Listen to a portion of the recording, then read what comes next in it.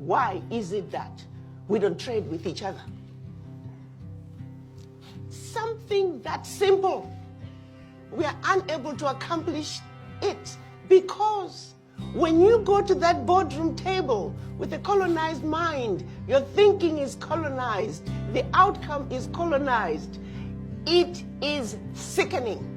Even as I sit here, speaking as an ambassador, but also speaking as an African, to see the obvious situations, a brick that needs to be moved from point A to point B. Well, guess what? It's got to go all the way to Z and then back before it gets to B. What is wrong with this picture? It goes back to the mind. The African mind must change. We need more people like this young man here, because what is happening in Africa today is unacceptable. We can't take care of ourselves. We have the largest arable land on the continent, and yet in some countries we are importing food. I sit in some meetings, I will be very honest with you, I am embarrassed. When you look at the things that we are doing as Africans, it's unacceptable. So yes, at the African Union level, we are talking about regional and continental integration. The buzz is there. We all know what needs to be done in order for Africa to move forward.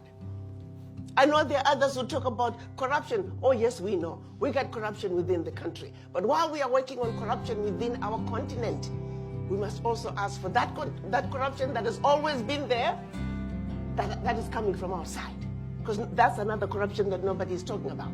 They all make it look like, oh, corruption in Africa. Yes, we have corruption, but there's even more corruption coming from outside. I mean, some of you, if you ever have the opportunity to fly low above DRC or some of the Central African countries, you'll find tarmacs in the middle of the jungles. Those are the things I'm talking about, nobody ever talks about.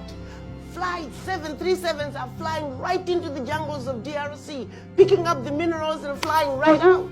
In the areas of the Kasai, nobody can get to. Who is talking about those thieves? Nobody. There is so much more of that corruption.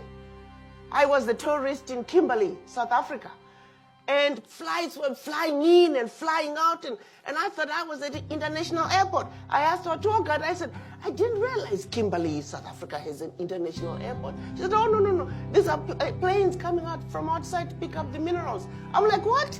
Where are they going with the minerals? It's our London Stock Exchange. I'm like, wow.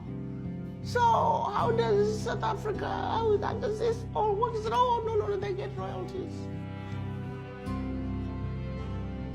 That, ladies and gentlemen, is the monster in the room. So while we try to work on regional and continental integration, those outsiders with ulterior motives are coming in quietly, creating conflicts. If you look like these Africans are beginning to get it together, next thing you know, there's an uprising, there's conflict here. We too, the Africans, must now wake up and smell the coffee and see what is being done to us and stop it in its tracks. And that's what we are doing from the African Union level. Bravo.